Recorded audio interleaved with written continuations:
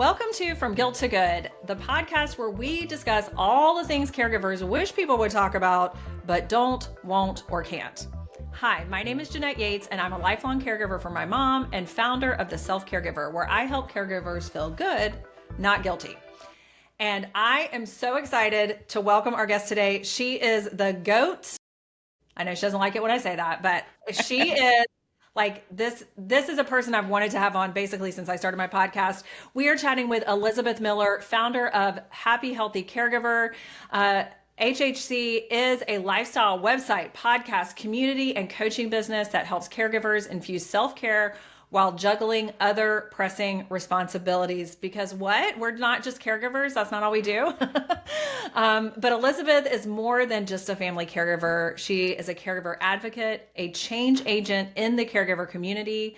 And she also has a top 10 rated family caregiving podcast called the Happy Healthy Caregiver Podcast, and so much more. Welcome, Elizabeth. I'm so happy to have you here today. Hi, Jeanette. Thank you. I'm going to tell my family that I was called the GOAT today, and they're just completely going to laugh. I mean, this is the dream for me to have you so on sweet. here today. I remember the first time I came across, well, maybe not the exact first time, but I remember stumbling across your Instagram and being like, oh, there's somebody else out there that's trying to do trying to do what I'm doing, which was, and I'm going to let you talk about this in a second, but like that sandwich generation thing you and I both experienced, and to have somebody out there talking about things like this. And you were in a place that I wasn't yet, which is the Happy Healthy Caregiver. I was like the burned out, stressed out, freaked out caregiver. And there too. That should be the name. That should be another podcast. Burned out, freaked out, stressed out. But anyway, so having you on here today is just a blessing to me, because you were one of the first people that I saw out there saying some of the things that I was feeling. So thank you. You're welcome. I mean, none of us want to feel like we're alone. So community is everything, I think, in this care space, especially when there's just, everything is so fragmented. And we are just in a kind of a no-win situation, frankly, of doing too much with too little. Yeah, exactly. So for those people who are not familiar with you and your caregiving experience, can you tell us a little bit about how your caregiving journey started?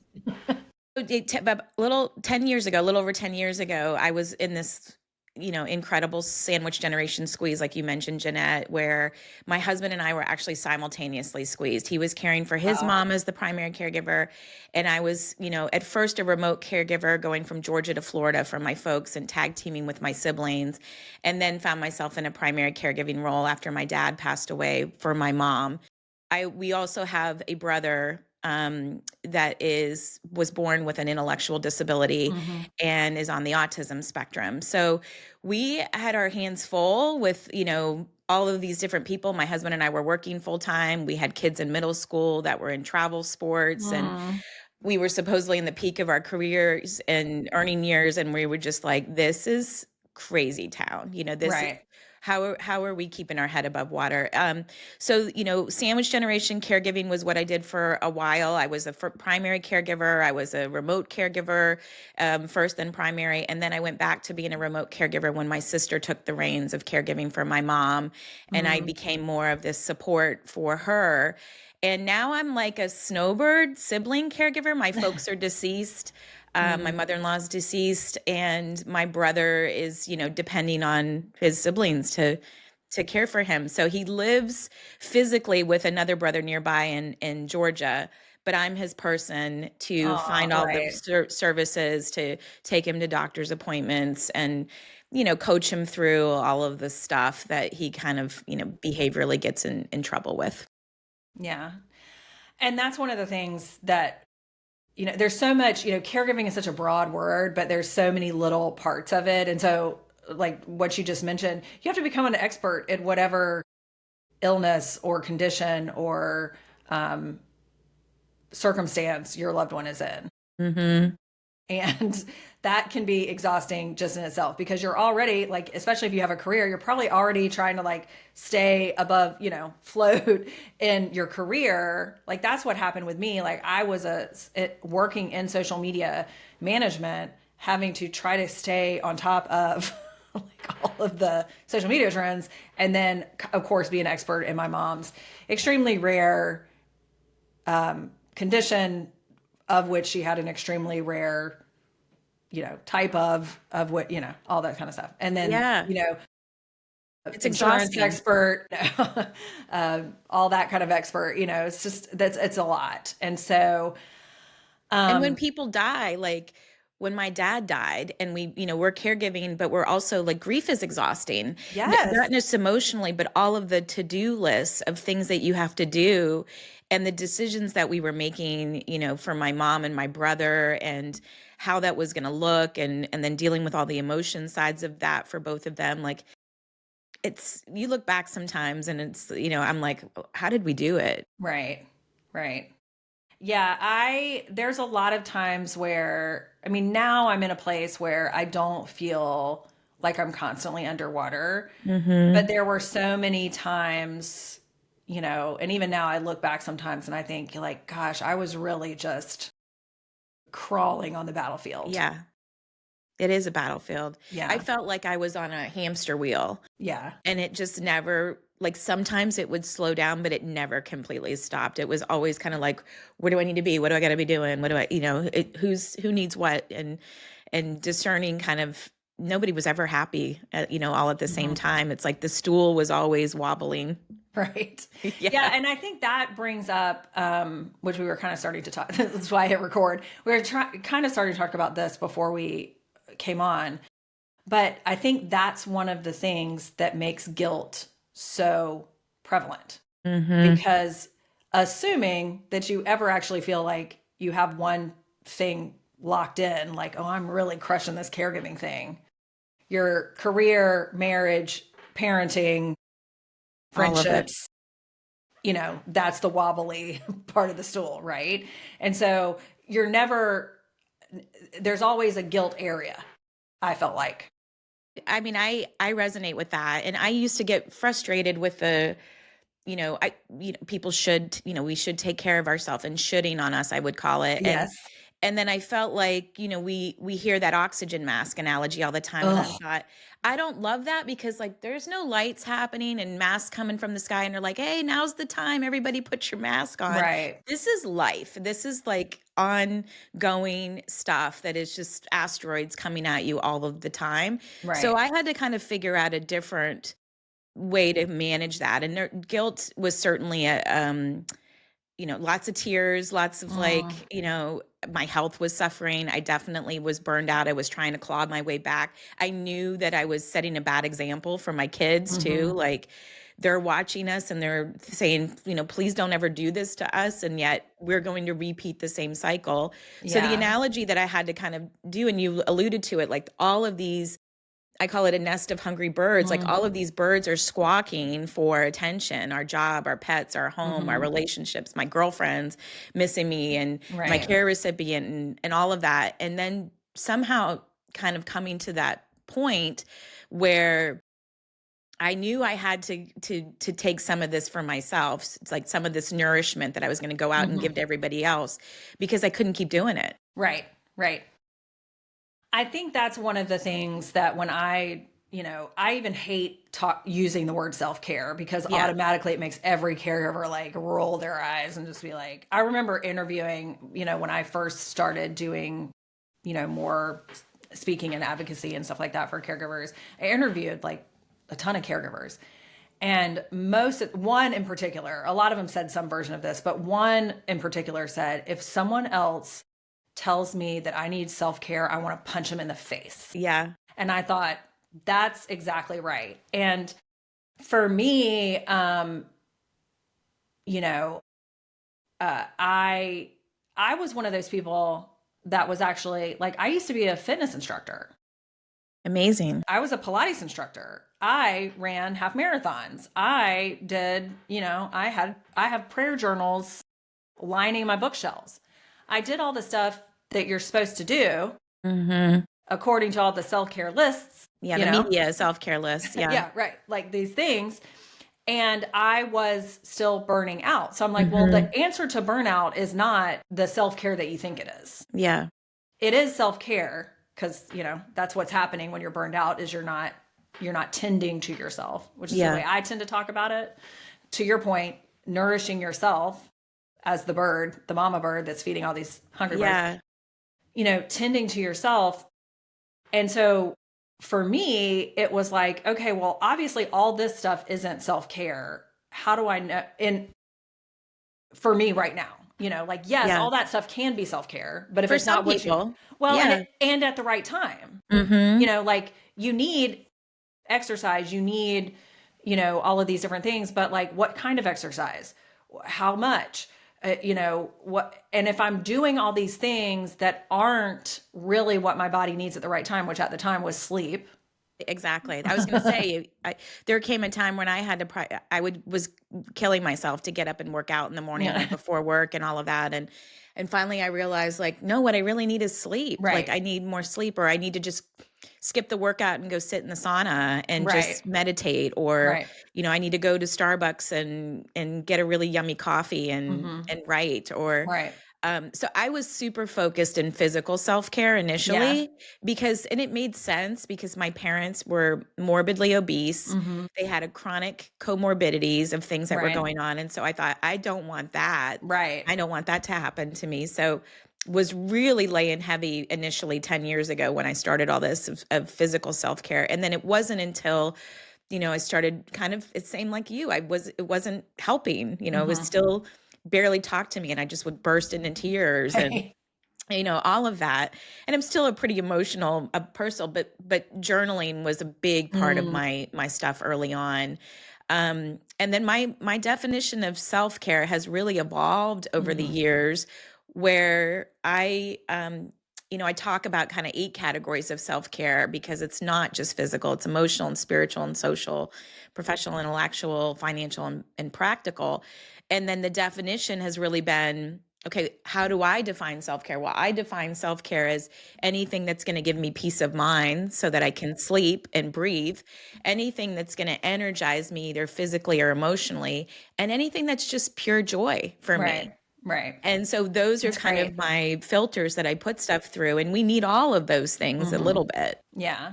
I love that. And I think too, for me, another thing that was always happening is I would go get the massage or I would go, but I couldn't enjoy any of the things. Like I said, any Mhm. of those things that you typically, nails done, any of that, because my brain was constantly like I would lay on the You massage got to table pick up the meds. You got to and the do whole this. time I'd be like, Yeah.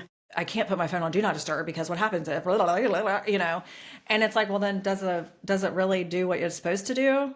Probably not. And so for me, to your point, I had to learn what was going to help me with my mental health first, my emotional health, to be able to let go of some of that fear and guilt, which is for me a lot of what it was. I would constantly be like, you know, just feeling like I was always doing the wrong You're thing. never doing enough. Or yeah, I'm never doing enough. And like whatever I was doing, it was not the right thing. Like, Which is impossible. yeah. Like we know it's like we look at these communities and where people live and they have all of these different resources and Mhm. people. And so to think that we can somehow Right. single-handedly do it all and do all of these other things for our families, it's impossible. Yeah. Yes.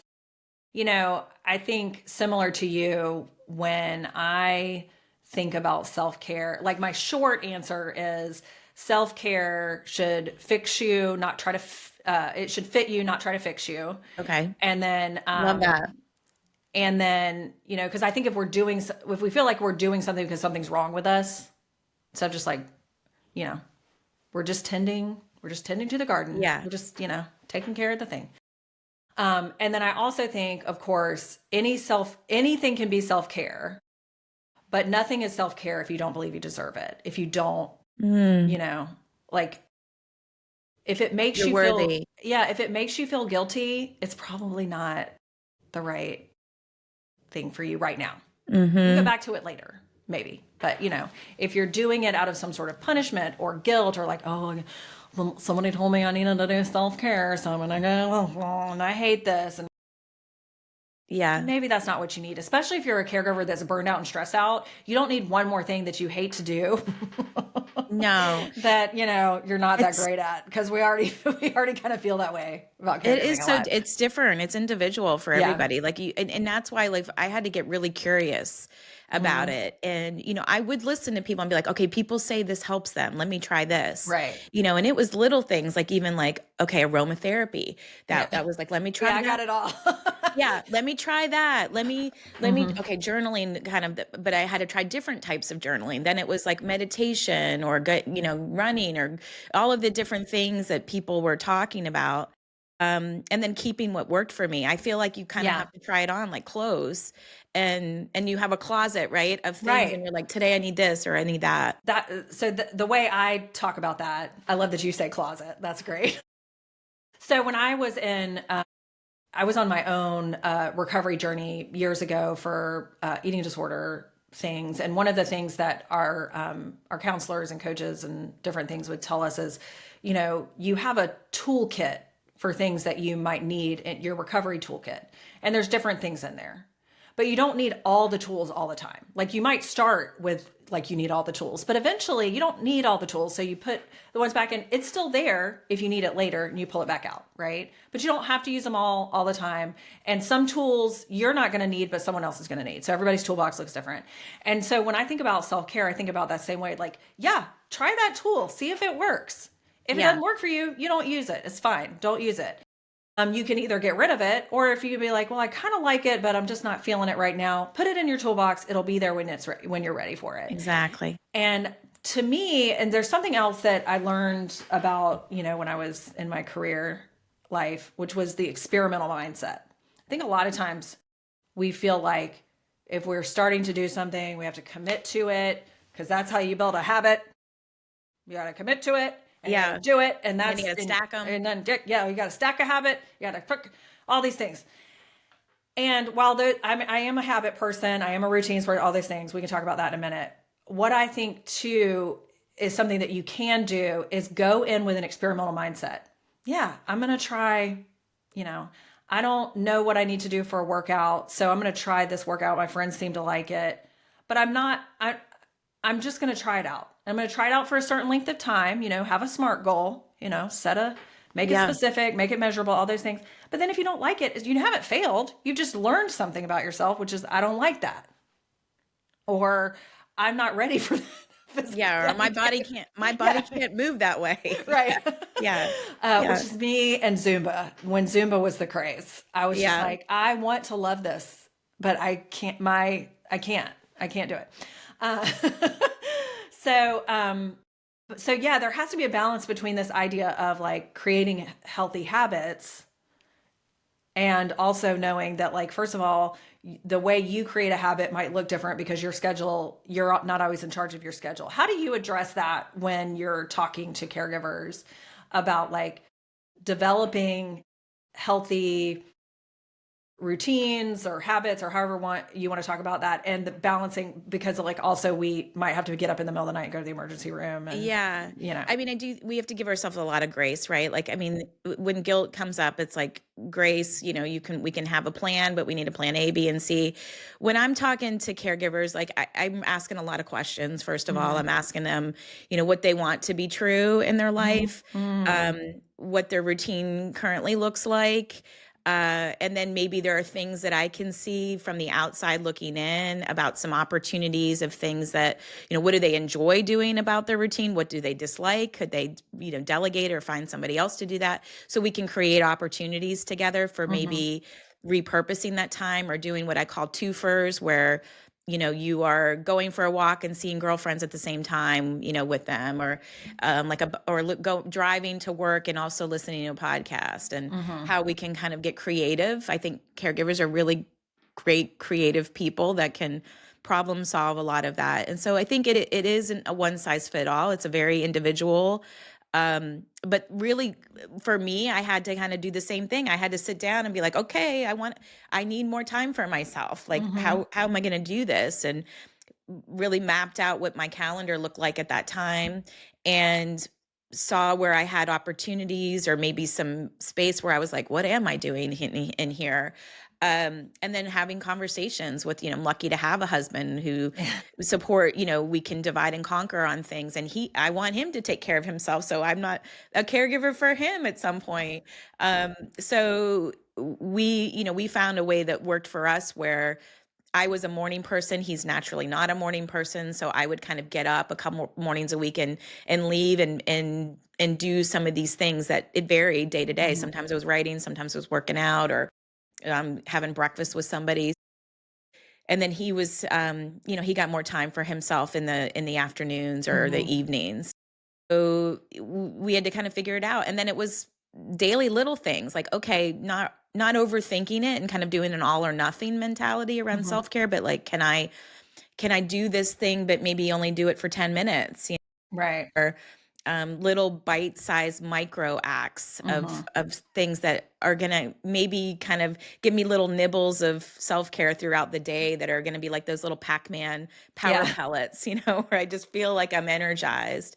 And that was really how it started in early on was like, okay, this is helping or this isn't helping, and trying them on. Yeah. Yeah, I think that's a good idea. And of course, yours makes more sense with like it's a closet, try it on. I'm like, yeah, I Yeah, love that. I love that. I feel like, you know, Cher's closet and now I'm blanking. What's the name of the movie? With Moonstruck. no, not Cher. Her name's Cher in the movie. Oh, Alicia it's Silverstone. What's the Mean name? Girls. No. Oh, it's It's not the, Mean Girls. no, it's the older one. Alicia Okay, Silverstone. Oh my gosh. I know what you're talking about. Why? Clueless. Clueless. We're clueless about Clueless. Yeah. I'm gonna. I don't know if to leave that in or cut it out. But Haven't anyway, looked at no revolving. I think yeah, it's yeah, like yeah. I was. What I was saying is her closet's huge. Is what I'm trying to say, people. If you don't even. That's for Legally Blonde. She had an yeah, amazing closet yeah. with The a closet. There's all this stuff. It all is great. You can't. Pick what works for you today. I love it. yeah, exactly. Now I want to switch Okay. to something because, like I said in the intro, we talk about things that people don't want or can't talk about. So we got to talk about it, Elizabeth. We got to be the ones. Caregiving can be frustrating sometimes. Yeah. It can be annoying. How do you deal with that? How do you deal when you are frustrated either with the person, the situation, the circumstance, the doctors? How do you deal with frustration? I mean, living that again because frankly, my brother is not always the nicest person to take care of. Like he can, you know, tell me I look fat. He has no filter. Like Right. and his go-to emotion for any kind of situation is usually anger and frustration and anxiety. It's part of his disability, Right. right? And so combating that and arguing with him is not effective. So I know that. I know I've tried things that haven't worked, right? Like Right. so some of the things I can proactively prepare for, like yesterday we went to try out a new like workday program for him. He Yeah. needs more structure in his life. And again, new situation. My parents had kept him very isolated, Mm. but proactively thinking like, okay, he's going to be angry and I need him to make a good impression so that they want him. Right. And so I pick him up breakfast on the way and I ask him, what kind of biscuit do you want or what sandwich at Yeah. McDonald's? And because if he's hangry, it's going to be Oh worse. yeah. So I've kind of have learned to do that. And then, but there are times where, I got frustrated the other day. I took him to a doctor's appointment. First of all, we had to do this ridiculous amount of testing. So I get Right. frustrated with the providers to say, like, is this really necessary? I'm getting kind of mean in Yeah. these appointments because I'm just done Right. with all of it. And I'm trying to proactively do things for him, but then I've got to react to all of these other health Hmm. things that he's got. So we had to do a ridiculous amount of tests for that. And then the doctor, wanted to prescribe him another medication. And he's on like 17 meds right now. Yeah. Like we need So to get these annoying. Yeah. evaluated. And I thought, no, Like, so I just said, is this a way that can we do this with lifestyle or Yeah. diet? And he's like, oh yeah, yeah, you can just squeeze a little, he needed citric acid in his diet. We just squeeze a little lemon lime in there. So, I created a rant, and like sometimes it's a social rant or reel that Yeah. helps me get it. Sometimes I'm just, you know, turning up the tunes and like Yeah. feeling the feels. Sometimes I have a really good cry about stuff. Yeah. And definitely I usually find that getting outside is really, really healthy for me. I love that you shared that because nowhere in your conversation did you, or in your, you weren't even really ranting, but like nowhere in what you just said were you saying, I feel bad about feeling frustrated. No. You were just like, this is the way I feel. And, I think that is very important for caregivers to understand is like, your feelings are your feelings. They just Yes. are, they're going to be there. Feel the It's, feels. it's how you respond to them that is important. And in your case, it sounds like, yeah, you're like, I'm frustrated. I can take this out in ways that are not productive, or I can turn up the tunes and scream at the top of my head. I Yeah. can, get on social media and post a rant, which is always fun. And then, or whatever, where you're getting it. I just had a conversation with another caregiver that talks about like, if we keep all that stuff in, if we're trying to hold in our emotions or we're trying to not acknowledge them, that's where the health issues come from, well, not all We'll health issues. combust. Yeah. Like and like, it's just not healthy for our bodies. Like we need to move the stress through Yeah. our body or move the emotion. So I think moving in some way is very helpful. But, what's your go-to like playlist? Like what's your music? I have actually a caregiver anthem playlist. I'll make a note to share it with you.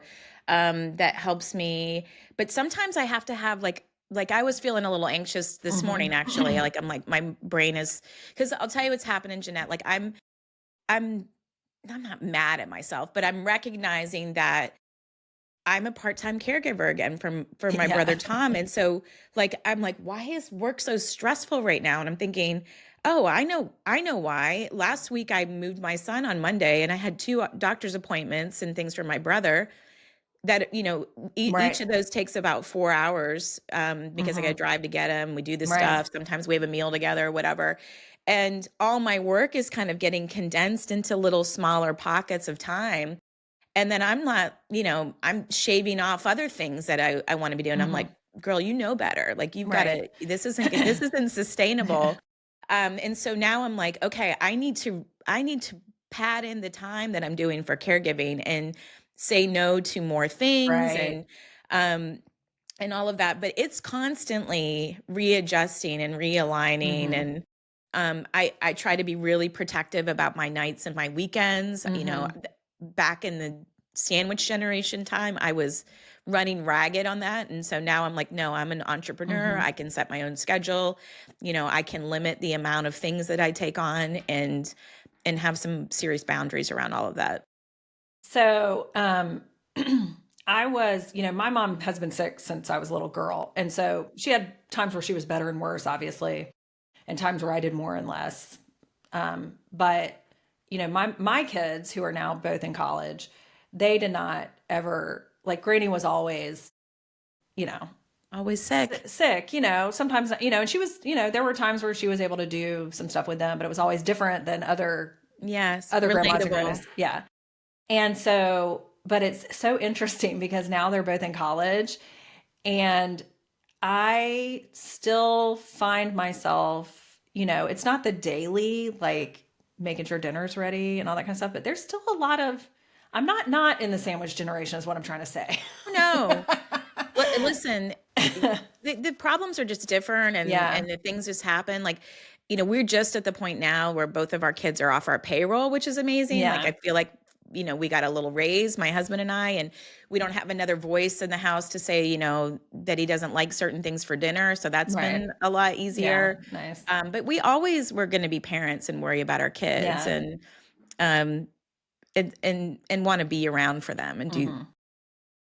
Yeah. Well, and one of the things that and maybe, you've already been through this because your parents have passed away, but, I'm in a situation now where, I lost my stepdad, um, in December of 2023, and it was very traumatic. Mm, And I'm still grieving that. Sometimes it just, the wave just overtakes me.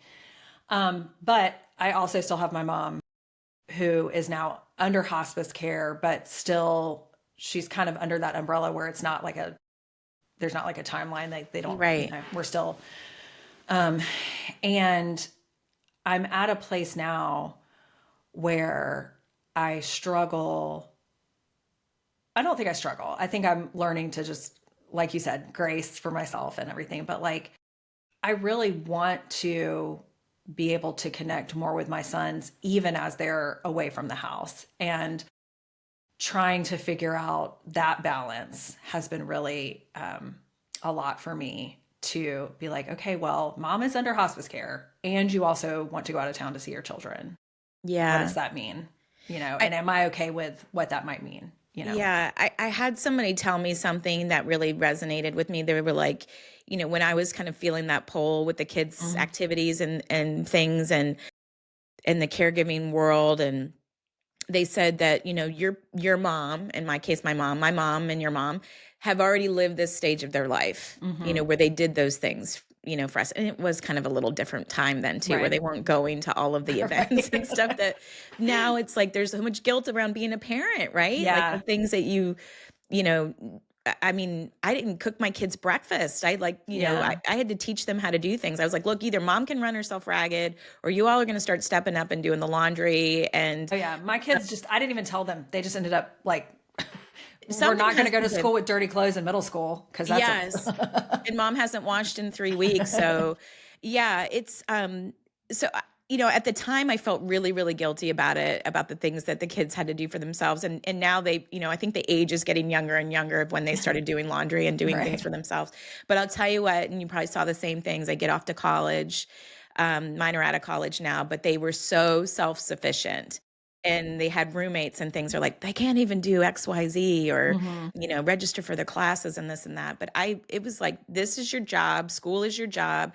I don't have the time to follow up around you. And Hmm. like, you're capable. You're not Right. neurodivergent or need Right. special help. And it's paid off. I think, I'm really proud of the young adults that they've come into being. They're not in the basement, living in the basement, which is Well, I amazing. will say, so, my kids did do their laundry, but they also had us who were also using the same washer and dryer. So inevitably their wash, they would start washing, but it might get put in the dryer for them or something, what I mean? So like Pet they had a peeve. little help. And so like and the same thing with like my kids would cook dinner, but not always clean up all the dishes, that kind of thing. Yes. And so my younger son, who is in his first year of college now, he came home like after the first, couple months and was like, I thought I was a pretty clean person.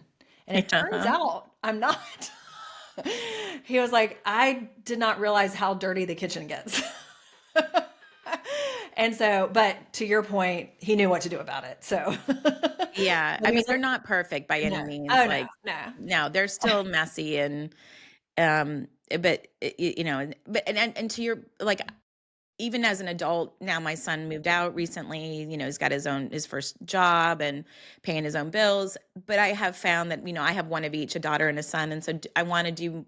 I find it really easy to yeah, gravitate towards the things that Natalie likes to do, and we have a lot of common interests. And I have to work harder at it with Jacob. Like he's more aligned yeah, probably to the things his dad wants to do, but there are some commonalities. And so we are, for the first time, kind of planning a weekend trip, just the two of us. yeah. Oh, Um, that's fun. Yeah, I do that yeah, with my older son. It's not because we don't want to. It's just because his social calendar's booked. yeah. And my younger son, while he does have a social calendar, we also enjoy hiking, mountains, things like that. And so almost every year for the past like 3 or 4 years, we've done a trip. Fun. So yeah, it is kind of fun to be able to do that. But I wouldn't have been able to do that to bring it all back to unless I had gotten rid of some of that guilt of like not always being here for my mom.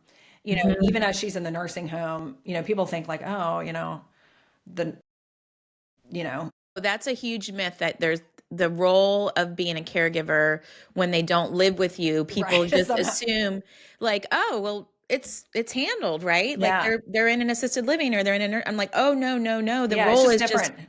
Yeah. changed. It's Yeah. different. Yeah. And of course, Especially if they've never lived on their own. Like my right. mom was used to, maybe your mom too, like people took care of things for Yeah. her. And Well, and well, my mom and this is, this could be a whole other episode. My mom had her biggest fear ever since the time I was 8 years old. Don't ever put me in a nursing home. Don't do it. It'll kill Yeah. me. It'll kill me. It'll kill me. And so I grew up With that guilt. with that understanding that, and she would, it was like the one constant.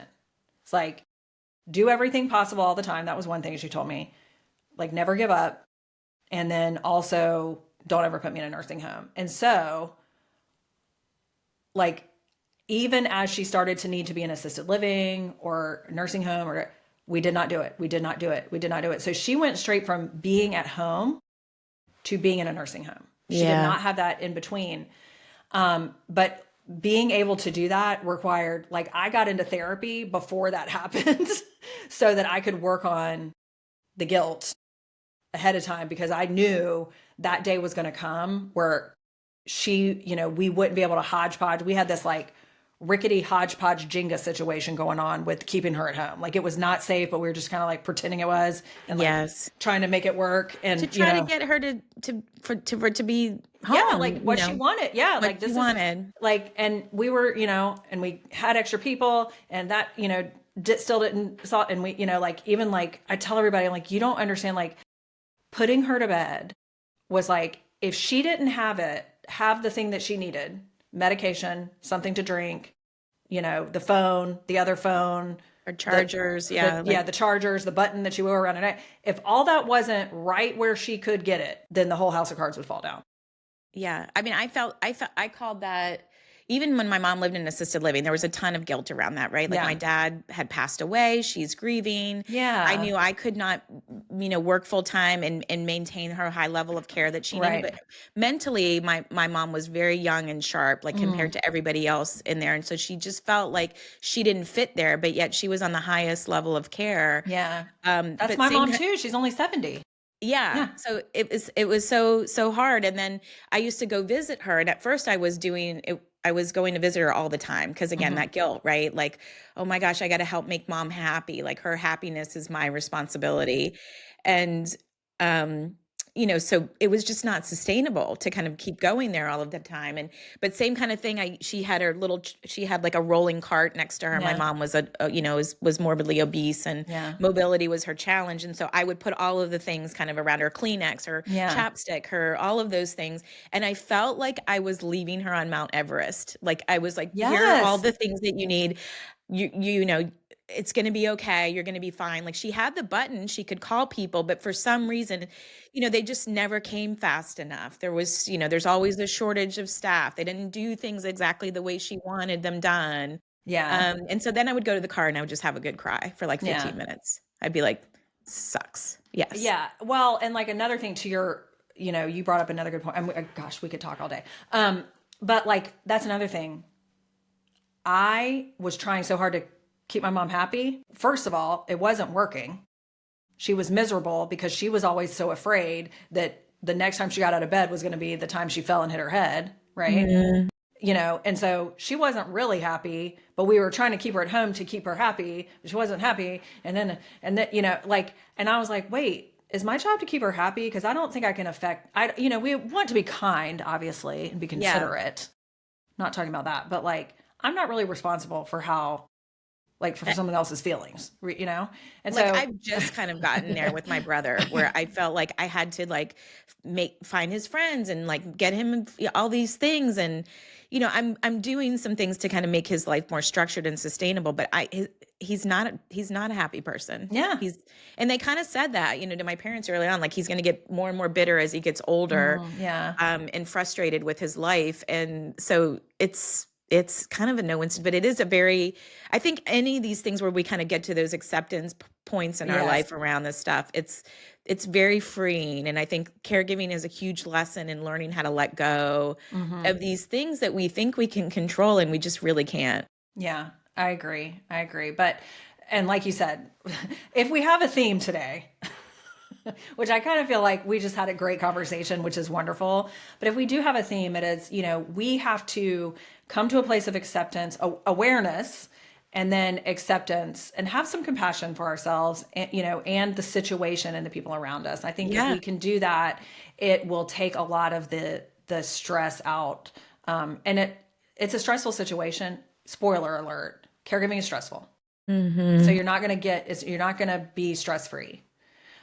You might experience burnout, but it's how we are able to tend to ourselves when we have experienced a stressful situation, a burnout, a traumatic, how we're grieving, how we're tending to ourselves during the grief. That's what's important for us to work on.